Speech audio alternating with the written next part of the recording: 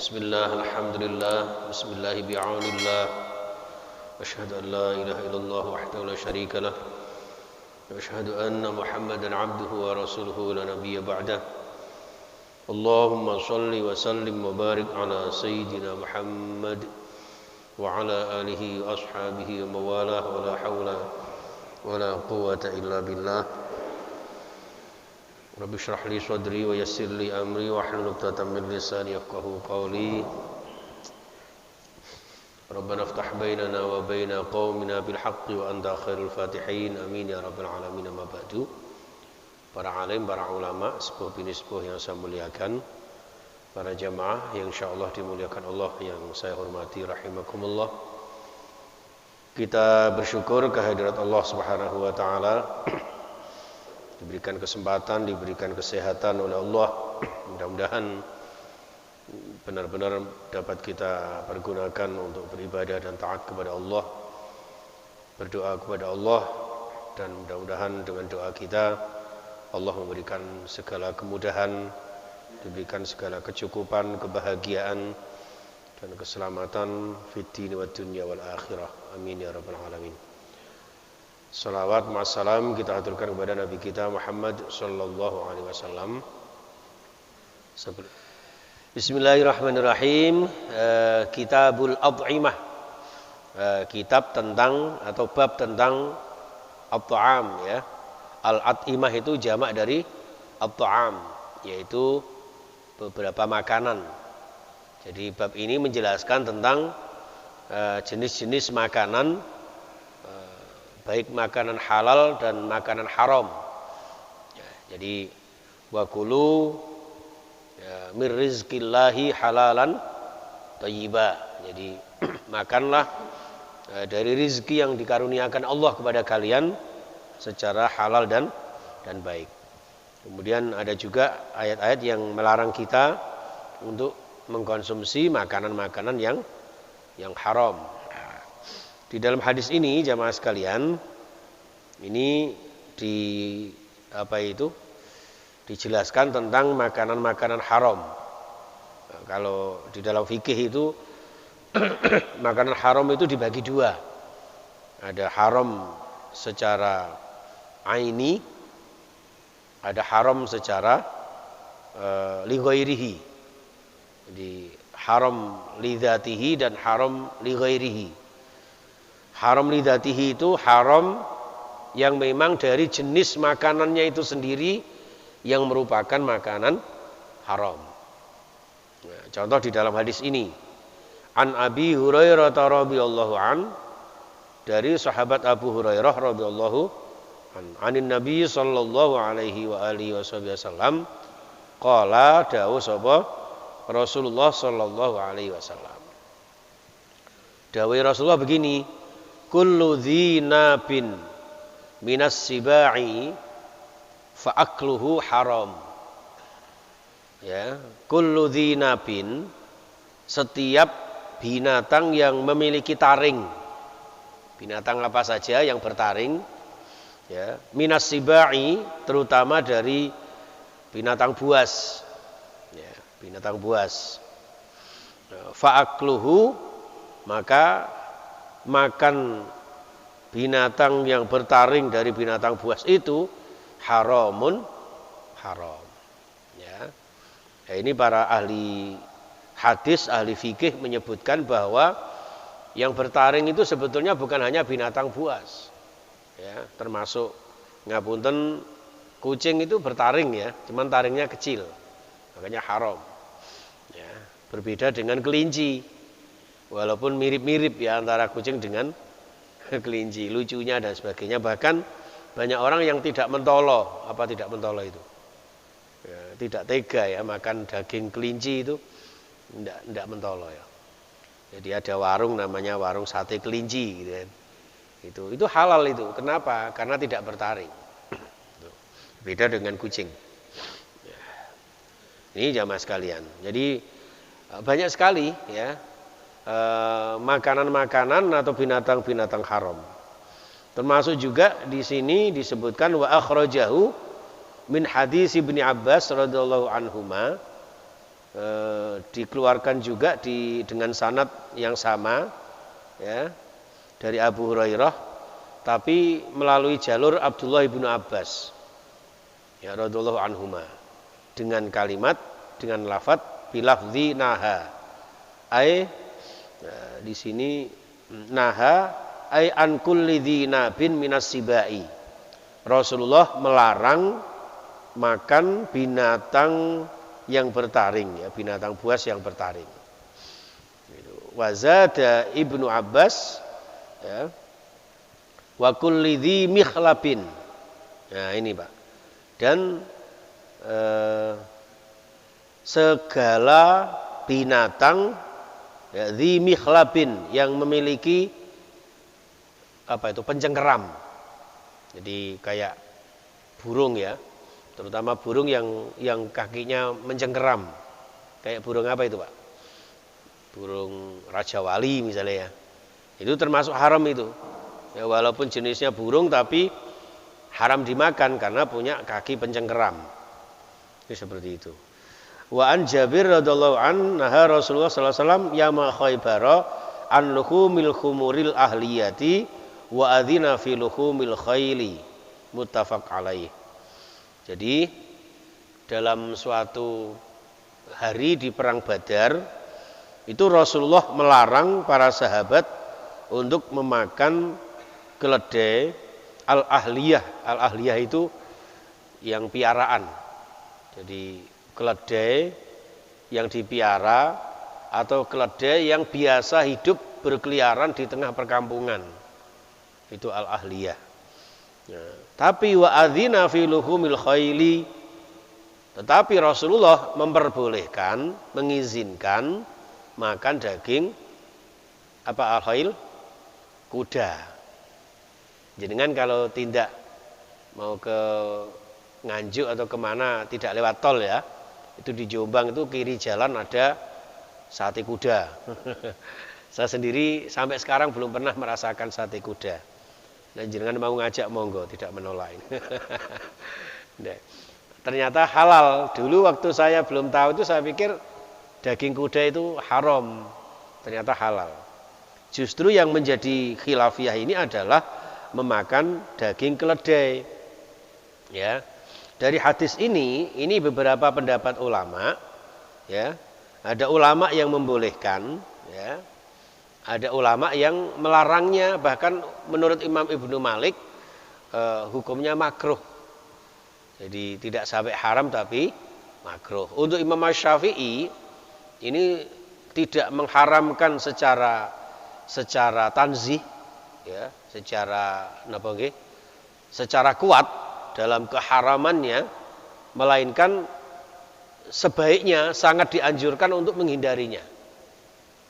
Kecuali kepepet. Qul la ajidu fima uhiya ilayya muharraman. Jadi kecuali kalau memang tidak mendapatkan makanan apapun kecuali ya binatang yang tadinya diharamkan. Itu termasuk hal-hal yang darurat. Jadi seperti itu. Tapi yang jelas untuk keledai ini menjadi satu hal yang khilafiyah. Ya, tapi untuk kuda ini diizinkan oleh Rasulullah Shallallahu Alaihi Wasallam, meskipun dibolehkannya mengkonsumsi daging kuda ini ternyata tidak mulai dari awal beliau mendapat wahyu. Tapi apa? Yaitu sejak tahun ke-6 hijrahnya beliau ke Madinah. Jadi beliau 6 tahun berada di Madinah baru mendapat izin untuk kehalalan makan daging kuda, ya, seperti itu. Oke, jamaah sekalian, rahimakumullah. Masih banyak lagi hadis-hadis tentang makanan-makanan haram, ya, binatang-binatang haram, dari yang disebut dengan haram secara aini atau haram li zatihi. Ya, termasuk khamr dan sebagainya, innamal khamru, ya kan. Kemudian apa itu? Makan darah, ya, atau didih itu daging babi dan sebagainya itu jelas haramnya. Yang paling susah itu kalau haram li ghairihi. Jadi makan sesuatu yang jenisnya itu sebetulnya halal. Akan tetapi cara memperolehnya atau cara merawatnya, cara memasaknya yang kemudian menjadi haram. Ngapunten panjenengan ya sudah pirsa ya bahwa beras itu halal. Tapi kalau beras itu panjenengan memasaknya dicampur dengan minyak babi ya menjadi haram. Panjenengan hati-hati kalau beli nasi goreng, katanya anak-anak ini ada nasi goreng itu yang menggorengnya dicampur dengan minyak babi. Itu hati-hati. Bisa menjadi sesuatu yang haram. Makanya termasuk suntik vaksin itu kan kemarin sempat menjadi heboh itu kan karena di dalamnya itu ternyata ada zatnya minyak babi. Tapi karena kadarnya hanya sedikit, ya wallahu alam ini, kemudian mendapat legitimasi dari Majelis Ulama Indonesia atau MUI bahwa itu diperbolehkan. Apalagi dalam kondisi darurat sebagai obat karena untuk keselamatan dan kesehatan. Ya, ini. Bahkan sampai sekarang ini ada teman saya itu yang bersikukuh untuk tidak mau disuntik vaksin, Pak. Ya. Kalau saya, Pak Yanto, itu pertama kali takut dengan vaksin itu bukan karena vaksinnya. Ya walaupun juga termasuk itu ya yang kedua, karena memang itu sesuatu yang haram ya kalau bisa dihindari. Itu. Tapi karena darurat ya udah. Tapi yang pertama yang paling saya takutkan adalah takut suntiknya. Jadi takut jarumnya itu yang saya takutkan. Sehingga vaksin saya ini paling belakangan. Sampai sekarang ini baru yang kedua ini belum dapat 1 bulan. Sehingga mau booster yang ketiga ini katanya belum boleh, ya wes. Gitu ya. Seandainya tidak tuntutan karena data dapodik apa-apalah itu ya. Mungkin tidak suntik saya. Tapi ya itulah. Jadi bagaimana kita menyikapinya ya suatu makanan yang karena suatu sebab itu menjadi haram.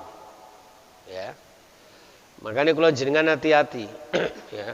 Mengkonsumsi sesuatu yang halal tapi cara memperolehnya haram ya, termasuk mencuri ya, merampok, korupsi. Nah, ini ya ngentit, nah itu sebetulnya bahaya itu.